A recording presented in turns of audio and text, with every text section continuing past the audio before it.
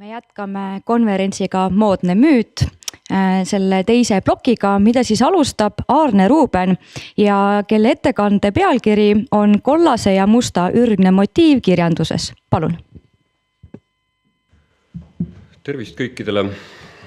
Ma lähen enda ettekandes tagasi tuhandeid aastaid ajaloos ja uurin, kuidas need ürgsed motiivid kajastuvad kaasaegses kirjanduses.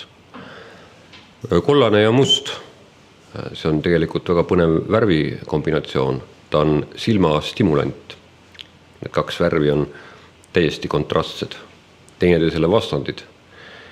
Nii et kui me oleme tüdinud kollase vaatamisest, siis pöörame oma tähelepanu mustale ja vastupidi. Minu ema rääkis mulle seda, mis ka tegelikus elus üsnagi paika peab, et naine, kes läheb õhtul välja riietudes kollasesse ja musta, soovib alateadlikult olla ohtlik. Kõige paremas mõttes. Kujutada endast ohtu ja kui on niivõrd võimas sümbol, mis kantub edasi kultuuris ja minu ettekande lõpuosast näete ka, et kirjanduses siis kusagil peavad olema selle juured. Kusagil peab olema alguse saanud see ja esimene signaal tuleneb ookrikaevandustest.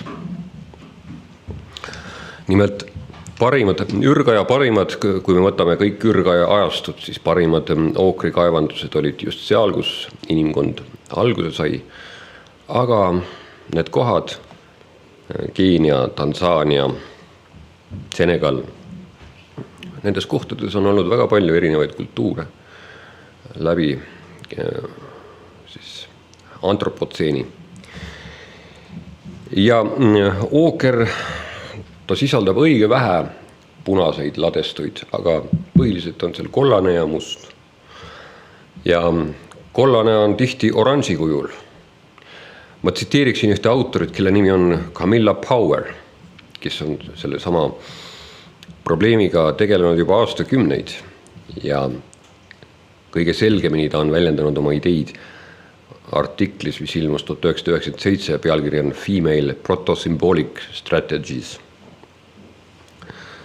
Selles artiklis on ta uurinud naiste enesesäilitamise strateegiat keskmises pleistotseenis üle 100 000 aasta tagasi. Ta on teinud järeldusi, et rasedus ja imetamisaja pidev pikenemine süvendas hõimu paigatruudust. Alates ajast, mil inimese aju maht ületas 1300–1400 kuupsentimeetrit, jaotusid ürgkarja emased järjest enam kaheks. Need emased, kes olid menstrueerivad ja rasedad ja need, kes olid juba imetavad. Ja Poweri peamine hüpotees oli, et võib-olla juba varemgi, siis kui selle maailma radu kõndis homo habilis, siis moodustasid naised koalitsiooni, milles ei lastud mehi, kes olid arvuliselt vähemuses, neid mitte menstrueerivaid naisi diskrimineerida. Ehk siis neid naisi, kellel ei olnud parasjagu menstruatsiooni. Ja neid, kellel ei olnud parasjagu menstruatsiooni, määriti kokku kõige punasega, mis kätte saadi, kas või naabrinna verega, et kujutada neidki aeg-ajalt kuupuhastuses olevat. Ja põhjus oli selles, et niisugusel juhul mehed vaataksid neid ja pööraksid tähelepanu. Sest mis oli ürgkarja põhimõte? Kedagi ei tohi maha jätta. Peaks olema, kui oli mingi nakkusoht, siis jäeti indiviid maha. Aga selleks, et karmides tingimustes ellu jääda, pidi olema üksteise mõistmine ja solidaarsus. Seega oli naiste koalitsiooniks oli eluline vajadus ja menstruatsiooni oli vajalik teeselda. Et meeste tähelepanu köita, siis asutigi kaevandama ookrit ja õnnetumate suguõdede rindadele ja kõhule raputama punast puru. Power seostas seda kõike homo sapiensi varajase levikuga Euraasias. ja nemad kaevandasid ookrit ja raudoksiidi. Juba 1110 aastat tagasi, siis 100 000, üle 100 000 aasta tagasi. Ta tõi näiteks Khoisani hõimuliidu, hõimukildude summa, mis ju ka tänapäevani räägib oma haruldasi keeli, enamasti klikkkeeli, need keeled, mille grammatilisteks osisteks on klikid. Ja nemadki menstruatsiooni puudumise varjamiseks kasutasid üle-eelmisel sajandil ookrit ja hematiiti.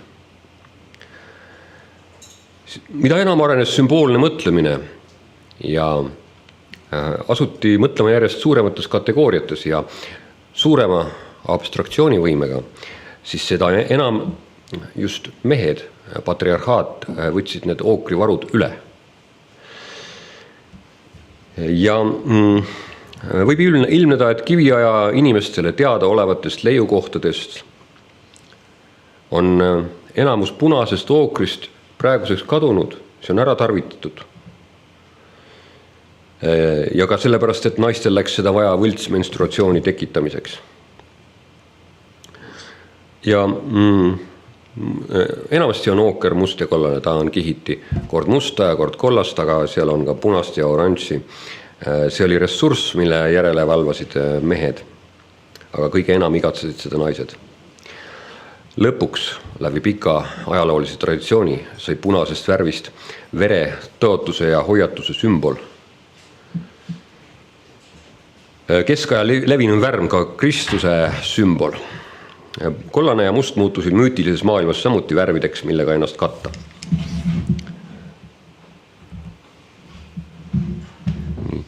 Üle 100 000 aasta tagasi näete siin ilmus välja Homo sapiens.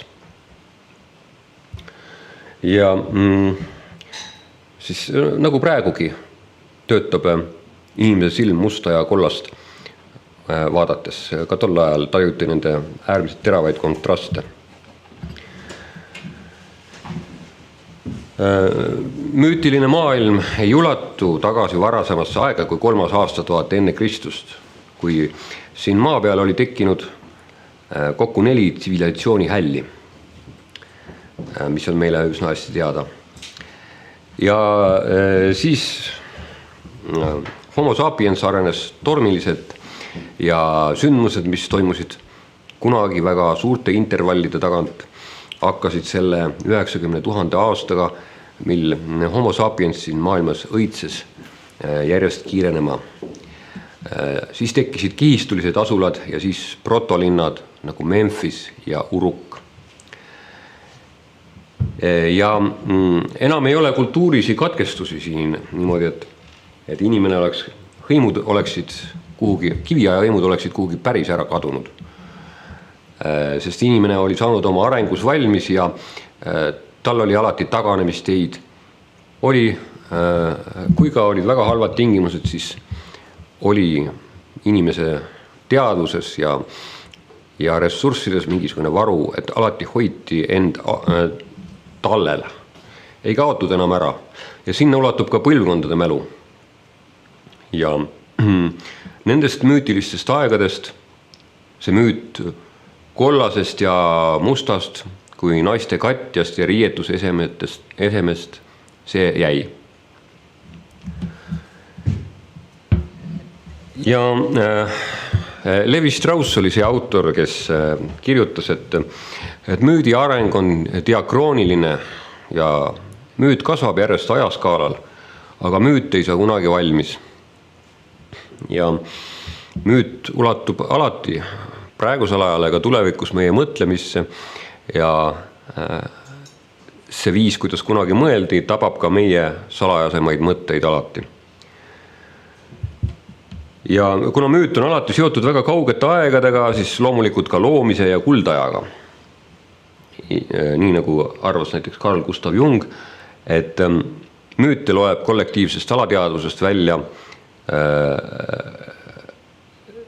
ta just siis kollektiivne alateadvus loeb müüte välja ja iga inimene on siis selle kollektiivse alateadvuse jaoks alati olemas.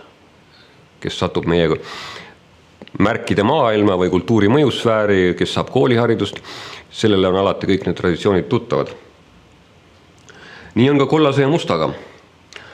Ja kui ma nüüd küsiksin teie käest, et mis on Eesti kultuuris tuntuim kollase ja musta fenomen, siis teiega vesteldes tuleks kiiresti välja, aga kui me nüüd räägime Muhu seelikust, siis tegelikult ei ole see päris kollane ja must. Sellepärast, et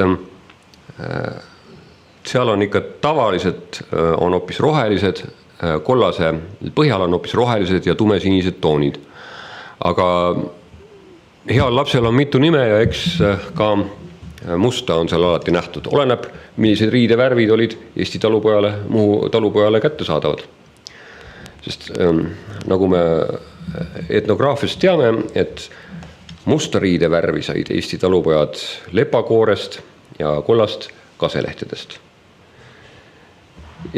Ja kollane ja roheline tegelikult olidki vanimad riidevärvid. Neid oli võimalik loodusest hankida. Aga Muhu seelikust sügavam sisu on hoopis midagi muud, et ta ei ole ainult edvistav riideese, mis rõhutab seda, et naine peab olema alati kirevates värvides. Talupojad said väga hästi aru, et kui läheneda sellele naisele pea poolelt ja vaadata talle ülevalt alla, et siis see Muhu seelik sümboliseerib päikest. Ja Muhu lannadel oli ju tähtis saada mõnikord mandri meestele naiseks. Mandrimehed olid rikkad ja seega Muhu lanna selleks, et mandri meestele minna, pidi olema mandri naistest alati sammu või paar ees. Ja seega ta pidigi sümboliseerima päikest, eluandjat ja sooja peamist allikat. Ja muidugi on nii Camilla Poweri teooria sellest, et naised ookriga oma menstruatsiooni puudumist varjasid. See ei ole hästi falsifitseeritav teooria. Aga siiski on see äratanud suurt tähelepanu ja on ka tegelikult ju üsnagi tõenäoline. Ja ma olen siin tegelikult ju keskajal seda kollast värvi ei olnud, esines ainult kuldse kujul. Vanad maalid on muutunud kollakamateks, sellepärast, et valge värv on lihtsalt koltunud. Rembrandt eelistas oma paletil hoida ainult ihuvärve ja rohelist. Ta välistas sealt sinise. Nii on teada kunstiajaloost. Kuna kollane oli ju keskajal seesamane koleerilise sapi värv, siis ta oli põlatud. Seda ma tean Aaron Gurevitši kuulsast teosest keskaja inimese maailmapilt ja oma hea õppejõu Einar Laigna loengutest. Ja see on tõsi. Ja siis vaatame veel natuke, enne kui me läheme nende Eesti kirjanduse katkendite juurde. Sest Eesti kirjanduses on ka viiteid sellele, et on must ja kollane, on väga tähelepanu äratavad naiste riietusesemed. Kai Saar, moekunstik, juhtis minu tähelepanu kõigile nendele näidetele ja lõpuks ma hakkasin nende vastu suurt huvi tundma, et nii palju on kunstiajaloos kollase ja musta kombinatsiooni. Näiteks siin on Van Delft, Jan Vermeer Van Delft ja siis on veel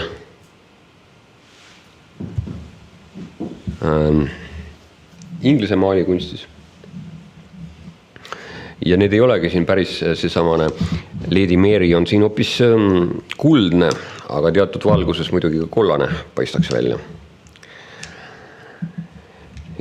Ja kui nüüd liikuda ikkagi kirjanduse poole, siis ma räägin Eesti kirjandusest.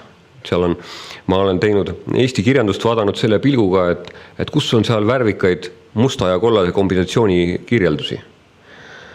Maailma kirjandusest juba oli niisugune, seal väga leida ei ole. Kes väga palju otsib, see ka leiab. Mina leidsin Maksim Gorki följetoni Ameerikas, kus Gorki kirjeldas, ta oli Ameerikas 1906. aastal ja kirjeldas raudteevagunite möödasõitu,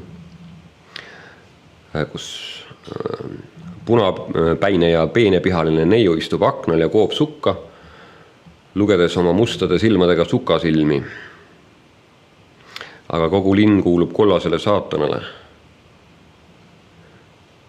keda Gorki kartis, ta Ameerikat ei usaldanud. Aga nüüd on palju rõõmsam teema.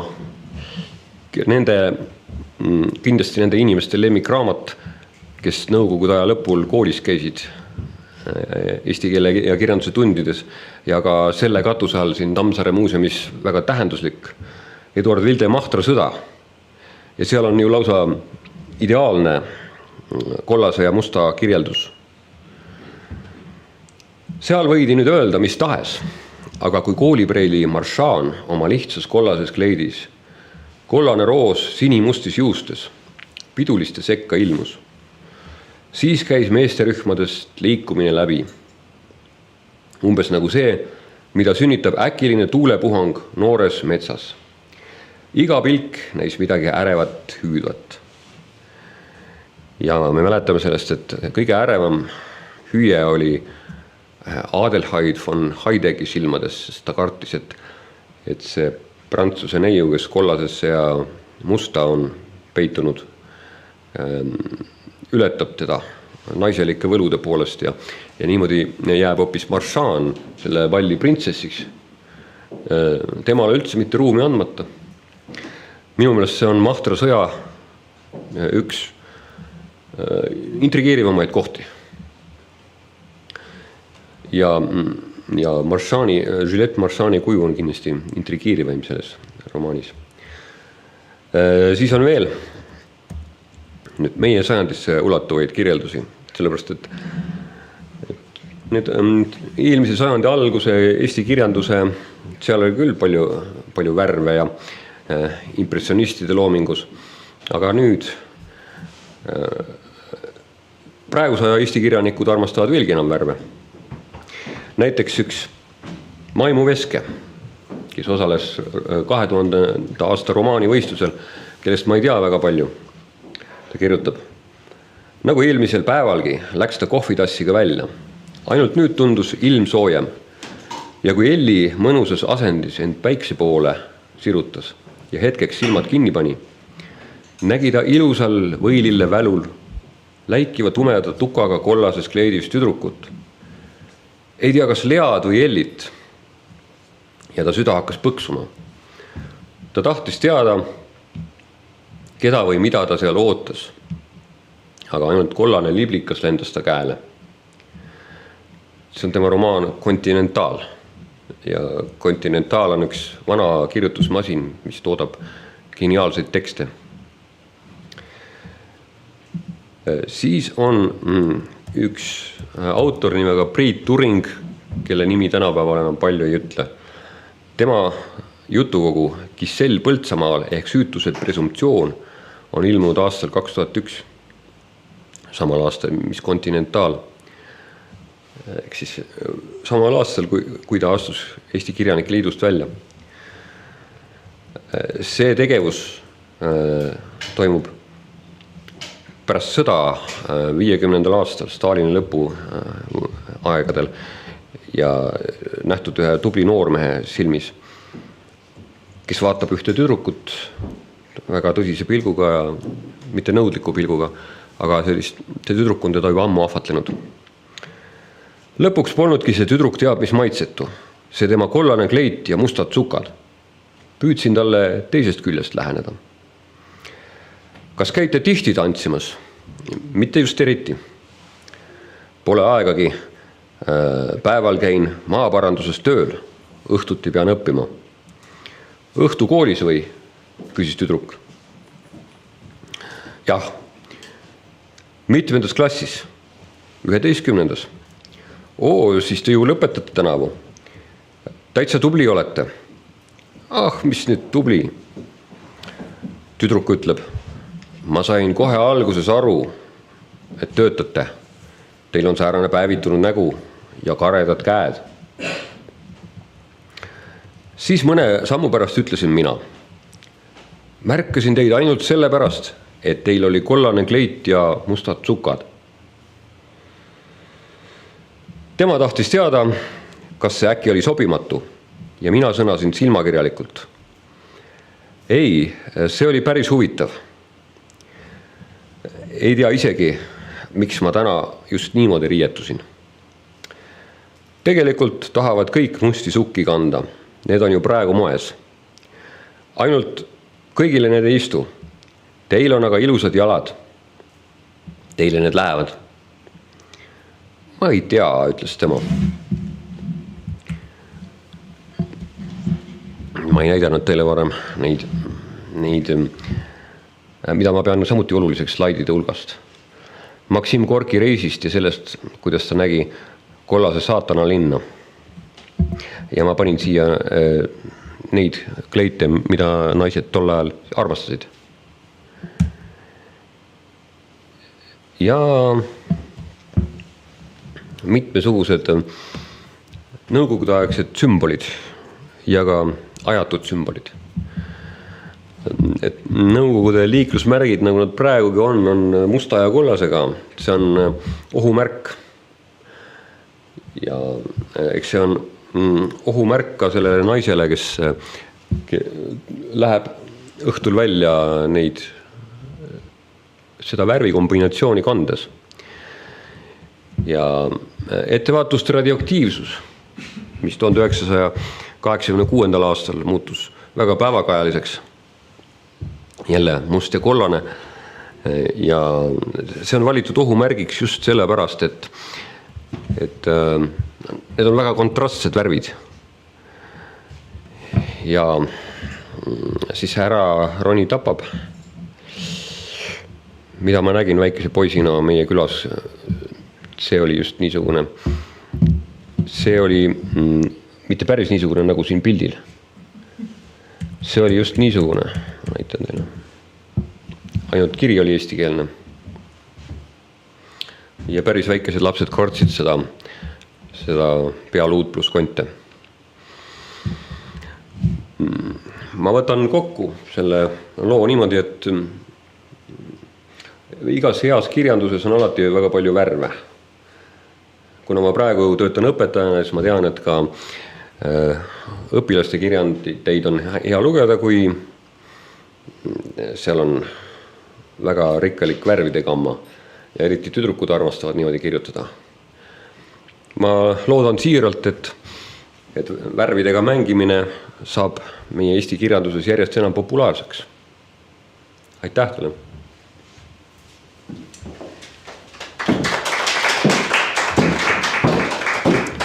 Aitäh Aarnele selle väga huvitava ettekande eest. Ja mõtlesin, et kuna veel natukene paar minutit on aega, ma esitan ise ühe küsimuse, et siin on slaidi peal oli näha ka üks vapsiku pilt, aga mulle see musta ja kollase kombinatsioon pigem tõi meelde mesilased ja mesilasemad, kes on ju mesilaste arus kõige tähtsamad nähtused, et kas sul kuidagi jäi kusagilt seda temaatikat uurides silma ka see seos, et võib-olla see mesilasema ja naise riietusvalik kollase ja musta näol on kuidagi seotud? Täiesti võimalik. Kes teab, mida sümbolid meil alateadvuses teevad ja mis mänge nad mängivad. Aga on ju teada, et kõik mesilased on musta kollase vöödilised. Nii et siin me ei saa sugudel vahet teha, et inimestel on küll nõnda, et naised riietuvad erksalt, aga looduses on see mõnedel liikidel nõnda, et hoopis meessoo esindajad on erksamad, näiteks nagu liivamadudel ja keegi veel mingitel liblikatel. Mesilased on aga kõik musta kollase vöödilised. Üks küsimus oli veel. ei olekski küsimust, aga võib-olla kaks kiiret asja, mida ma võib-olla korraks mainiks. Et minu andmetel muidugi Muhu seelik ei ole ju alati olnud küüduseelikuna kollane, vaid tegelikult on see tulnud koos aniliinvärvide avastamisega ja ikkagi see värv on juba keemiline ja kunstlik. Et Muhu oranž seelik tekib 19. sajandi lõpus ja kollane seelik pigem ongi 20. 30. et ta läheb nagu järjest heledamaks. Ja selle tõttu ka nagu tegelikult see kollane kirkus, et me praegu käsitlesime seda kirgast kollast, mitte õlgkollast, et näiteks Firenze ehk õlgkübarad kandsid ju daamid 18. sajandist peale kuni korkini välja. Aga et võib-olla tasub ka mõelda selle värvi kirkuse peale ja teine huvitav moment, et siis see sama Juliette Marchandi kleit võiks ju olla värvitud juba aniliinvärviga 1858 roman ilmub, et võiks täitsa või et 8 on tegevus, et võiks täitsa olla. Aga põnev oleks võib-olla, et kui mina nüüd meenutan Alo Hoidre illustratsioone sellele raamatule, 2 varianti, mis tal on, üks on natuke varasem 48, teine on natuke vist hilisem, aga mõlemal pool on, et see vastandus oleks suurem tehtud siis minu mälu järgi.